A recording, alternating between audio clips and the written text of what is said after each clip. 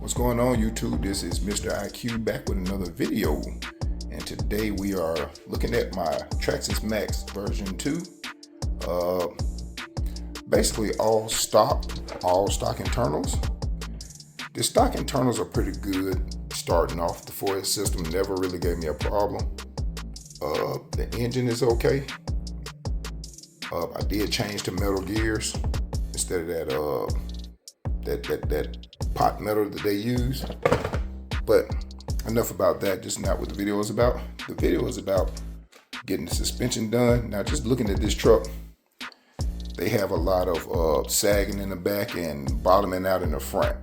So what I'm gonna start off by doing is, one, I'm gonna change the oil. I'm gonna up the oil in them. So in the front, I'm gonna use 90 weight. And in the back, I'm gonna use a 90-60 blend. And that'll soften up the landing. But outside of that, I took the stock wheels off and I'm running with some Proline trenchers. Those are some big meaty tires. Keeps it on the ground a little bit better because they're a little bit heavier. But what we're doing today is getting rid of some of the plastic parts as far as the drive shafts. And we're getting rid of those little bolt screws. So what we got for you today is we got some some metal drive shafts.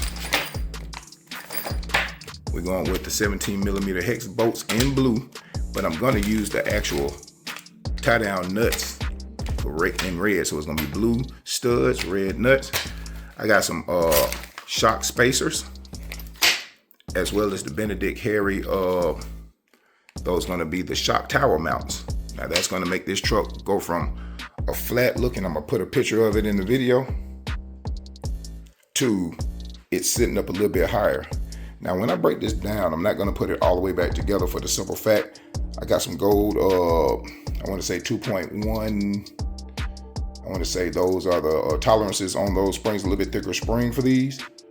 Well, I might put it in just to see what it looks like, but we got springs coming for it as well. Later on down the line, even though I don't plan on running it on 6S, I do have a 6S system right here, a better servo. They came out of a Max, so I got the mount already. It came out of one of my other Maxes. I got a 6S Spectrum system in here, and that's gonna actually wake this baby up.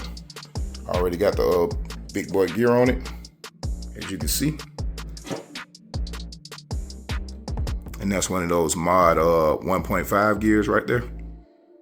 So that's gonna be number one. So what we're gonna do is get this broken down, and we're gonna get the wheels off so we can get this baby stripped down so we can get everything put on. Let's get to it. Now before we get started, you wanna make sure you got your tools that's needed. I like to use drills for backing off of the bolts. I got the 17mm hex socket. I got an 8mm socket. This is for taking those bolts off right here. And you want your small hexes, 2.5 and 2mm hex. I got a bunch of hand tools because I like to hand tighten. But we'll start with this to get everything off. If I'm not mistaken, I'm thinking the bulkhead is gonna have to come off the front so you can get those old parts off right here. So the front of this bulkhead is gonna have to come off, so we're gonna have to do a tear down. All right, so we'll get started. Okay, first we're gonna start off by taking the wheels off. I'm gonna hit the front first. Give it a little bit more power, sorry about that.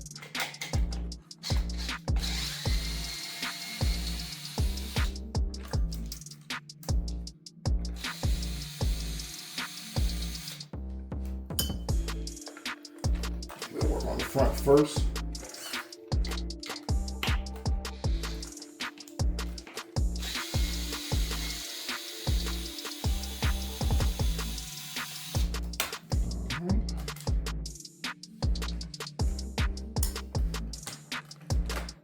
Got them babies off.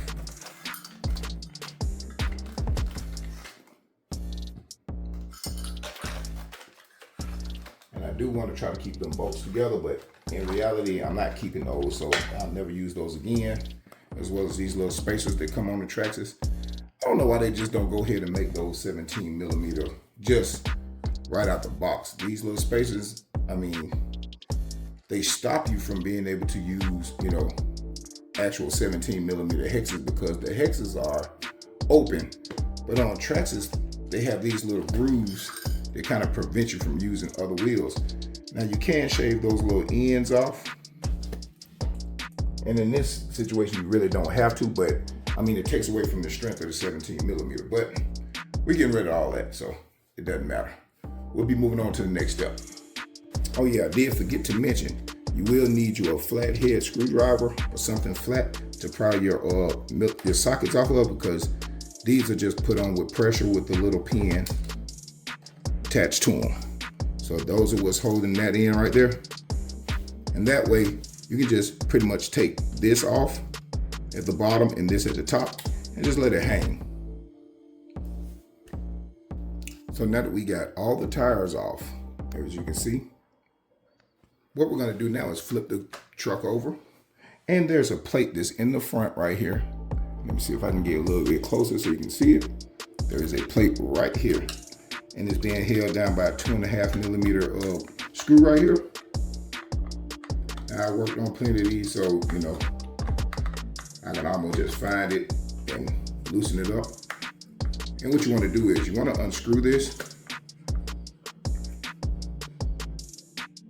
and that.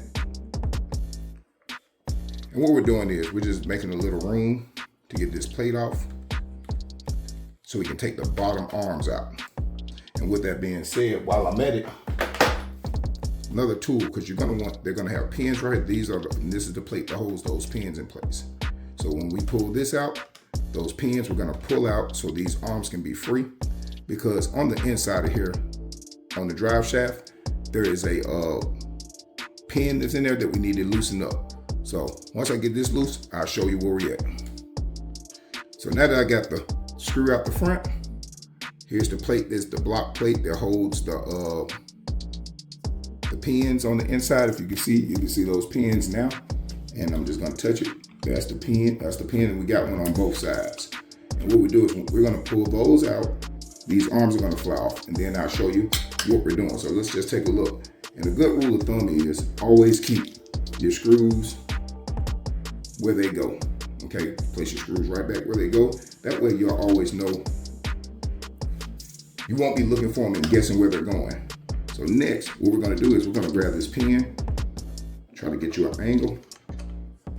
And basically what you're doing is pulling that pin, okay? Once you get that pin, you can put it to the side. And if you see what I just did, here's your drive shaft and there's a pin right here. Let's take a look at it. Let me see, yeah. So right there is a pin that you're gonna have to get out. And that's the reason we went on and did all this right here to get this out. Now, you can compress this and get it out. But for the most part, you want to spin this and get that pin turned to the right spot. That way you can just screw that pin out. And that comes out with, if I ain't mistaken, a 2 millimeter. And once you get that little rub screw out, this is just this here. And I'm doing it while we're looking at it. Let's get that back out. Now pull that drive shaft screw out that was right here. And once you get that out, this normally just works itself out. And there, you just got rid of your drive shaft. Boom.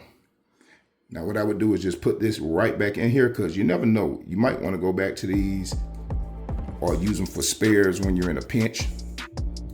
So what we're gonna do is go ahead and knock all these out, and I'll be back once I get them done.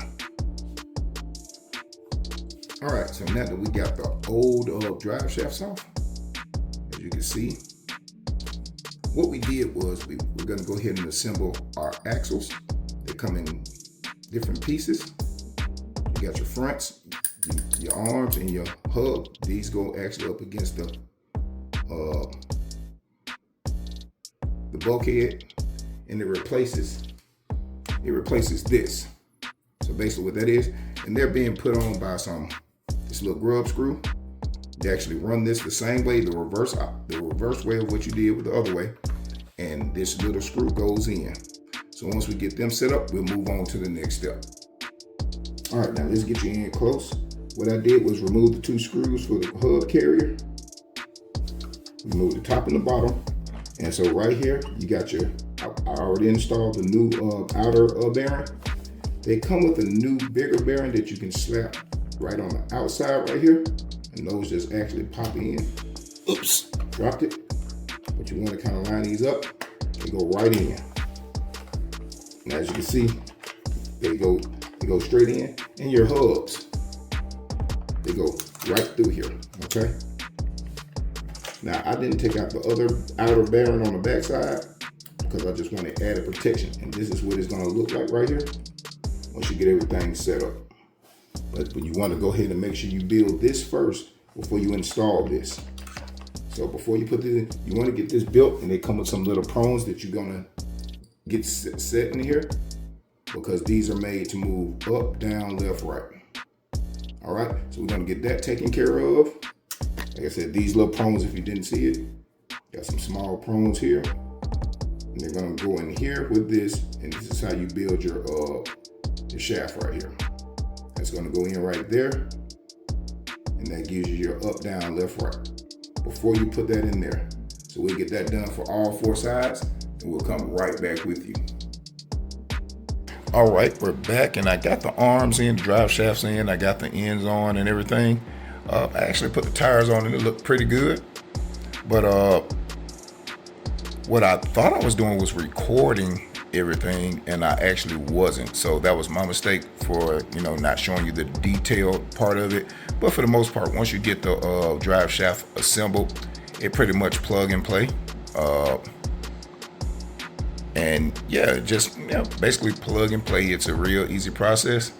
But as far as my take on the drive shafts, we had a couple of them that were tight going into the actual ring in here. Let's go here.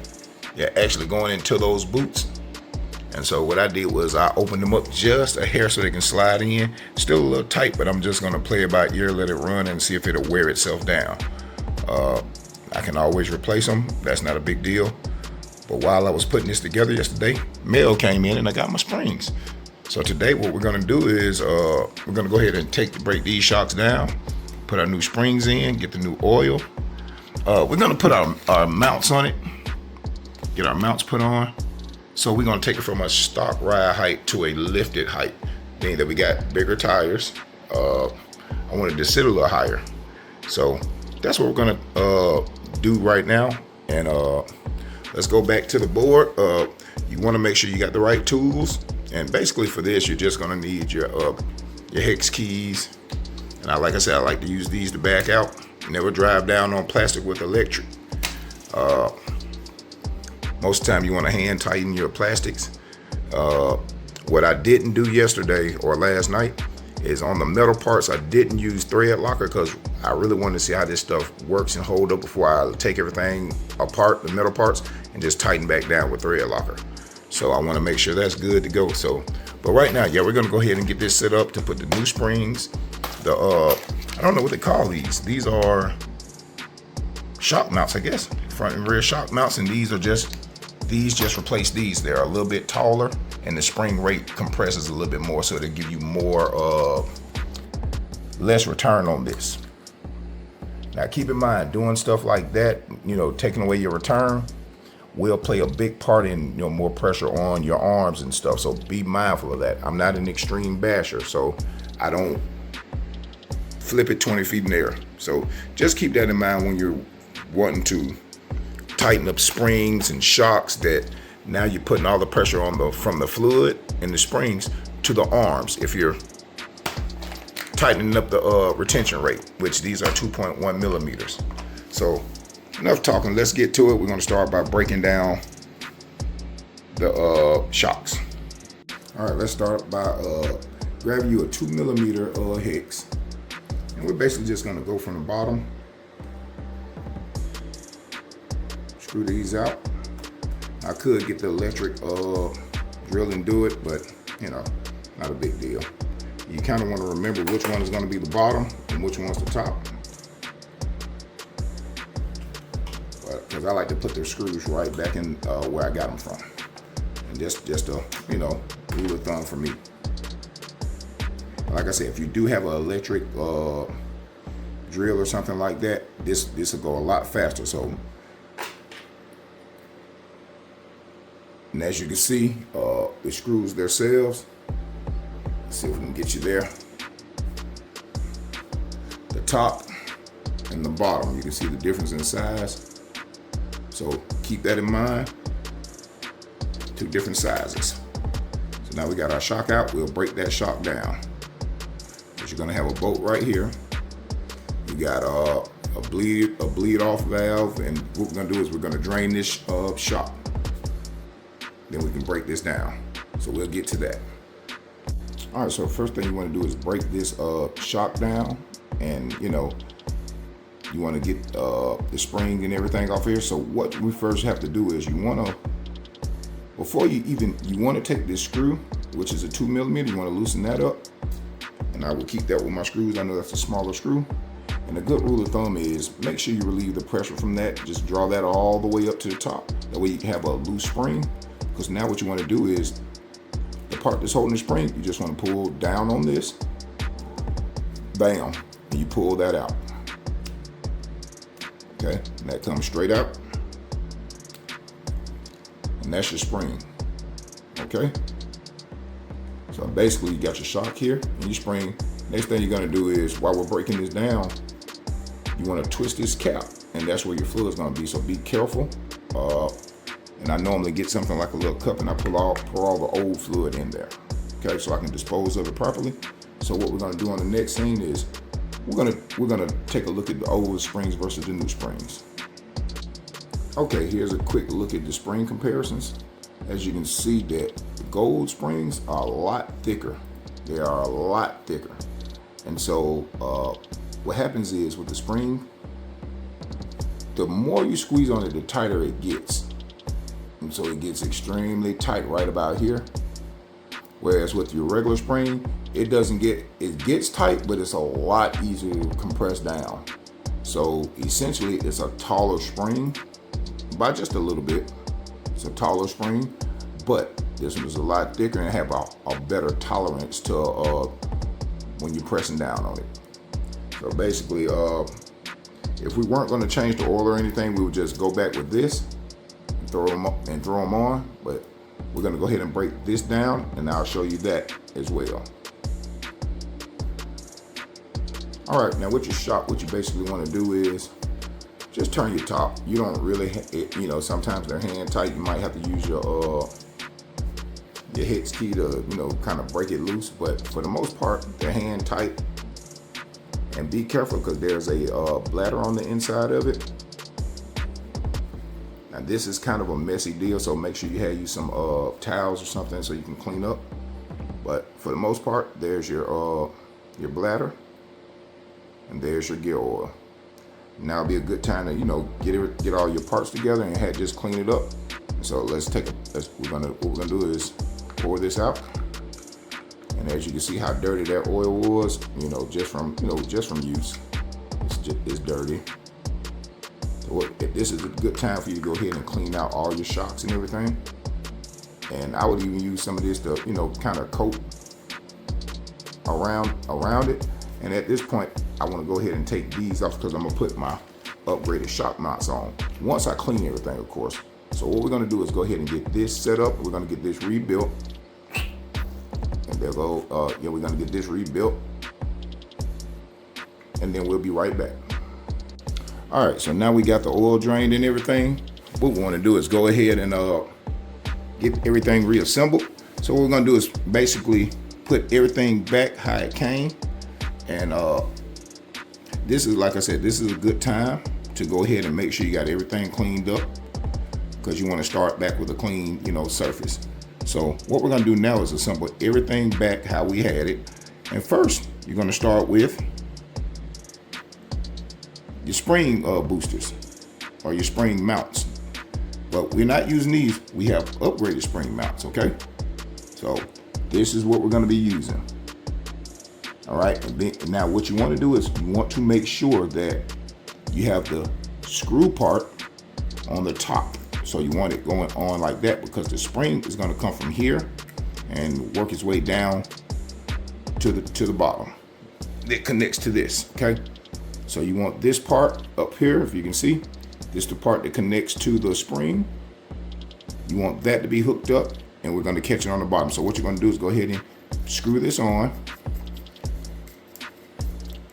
and everything it should spin smoothly. Now, what you're looking at now, just to give you reference, that's what you're looking at right there. It's gonna be catching. So you got a bigger space to work with than this. So you got a little bit more, maybe about 2 millimeters. That's what it is. So you want to go ahead and get that screwed on. And now we're just going to work our way back with your shock oil. Let's get that done. All right, so we're getting our shock together. We're going to go ahead and start adding our oil to it. So I'm going to start off with a little bit heavier oil right here. Let's start off with your 90. Oh, this is 60, I'm sorry. I'm gonna start off with your 90 weight oil, okay? I'm gonna go ahead and run some in. Now what I wanna do is I want to start off with my piston all the way drawn open, and I'm gonna go ahead and just add some to it.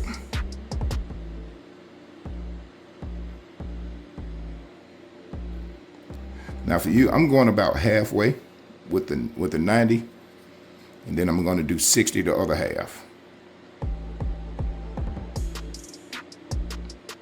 So what I'm gonna do right now is I'm gonna get that. Now what I wanna do is kind of push it up slowly, because what I'm doing is working out the bubbles. If there's any air in the system, I wanna get that, pull it back down, draw it back up.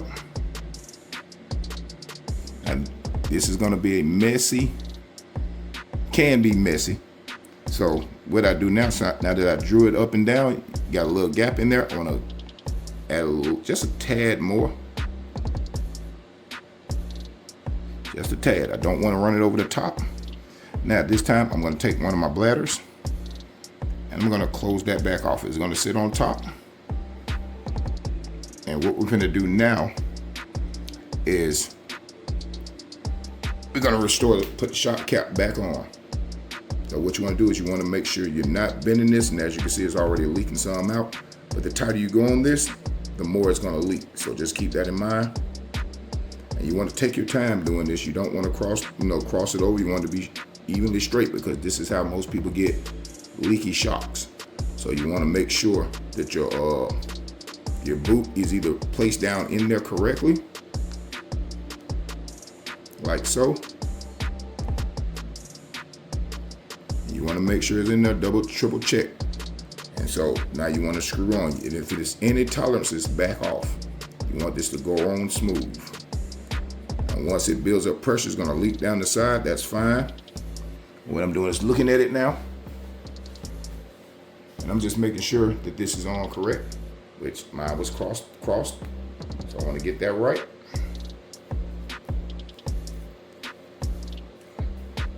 I'm going to tighten down on it. And they do have a bleeder screw on here, on the side right here. And you'll see it leaking right there. So what I'm going to do is draw up on it slowly. I want to get the air out of it. Okay? As you can see the air popping out. So it's leaking. And that's why I keep my towels with me. So what I'm doing now is I'm tightening down. And as I'm tightening, you'll see that the air is kind of leaking out. And the fluid is leaking. Now, when you're doing this, you want to be able to push this up.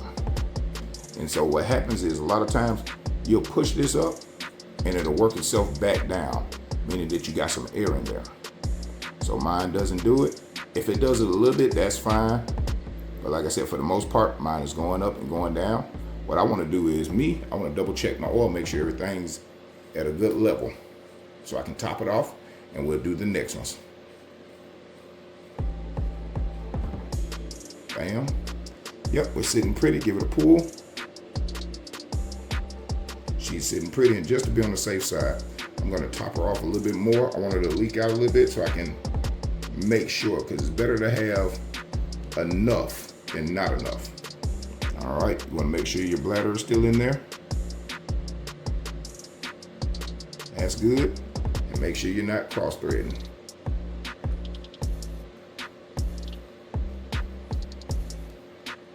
She went on smooth.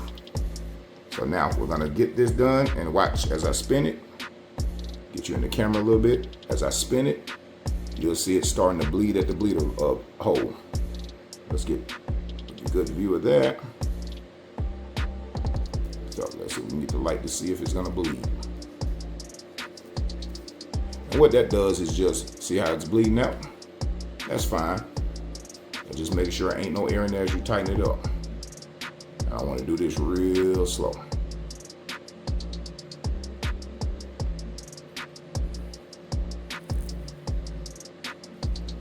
Bam. So now you got that done. And I'm going to just do that to my other shocks. We're going to go ahead and put that one together. Then we're going to move on. So like I said, you got a good shock. Got a little rebound in it. Little rebound, see that? So, but it'll never get that far down for the simple fact I'm gonna have stronger springs in this setup. So what I'm gonna do is go ahead and get these two put together, and we'll knock out the back, do the exact same thing on the back of the X-Maxx. We're gonna do front and back springs, and we'll be back to set up your shock mounts. All right, so we got everything done and sorted out. We got the Benedict Harry shock heighteners right here. They go on like this. I'm very used to this platform right here. I like them. A lot of people use the Traxxas Sledge rear mounts. They also work fine, but I've found that the Benedict Harry, they work for me for my application and my style of driving. Typically, you sit them on the outside. They come with 2 screws, well 3 screws. A super long one that goes here, and a shorter one, and another shorter one that connects the shock to the top mount. Now, there are 2 adjustments here. You got your low setting and your high setting, okay? And with this spring and setup, I would not put it there to be super tight. So I put it on the lowest setting. And for measures, I went on and tightened this down a little bit more, tighten this down, and I added a 3rd screw. So it makes it look, what happened is the arm is super firm now on both sides, on front and back. So I, instead of just putting one right here and one right here, I added an extra one because there's an extra spot for it. And basically up under it, if I can set that up, you'll have 3 screws coming through. You probably can't see it, but yeah, you got 3 screws coming through. The setup is real nice. She's real stout, and how it's sitting right there is how it's gonna sit on the ground. So what we're gonna do is, I'm gonna give you a look with the big tires. Let's see what we got here. I'm gonna give you a look with my Pro Line trenchers and my stock boards. So this is what we're looking at as far as what's going on the tires. And this is the reason right there why I upgraded the height. If you can see the trenchers, way bigger than the stock tires. This is gonna look super lifted once I get those through on there. But we're gonna take a look at it, and in the comments, tell me which one you think. All right, without further ado, let's get into it.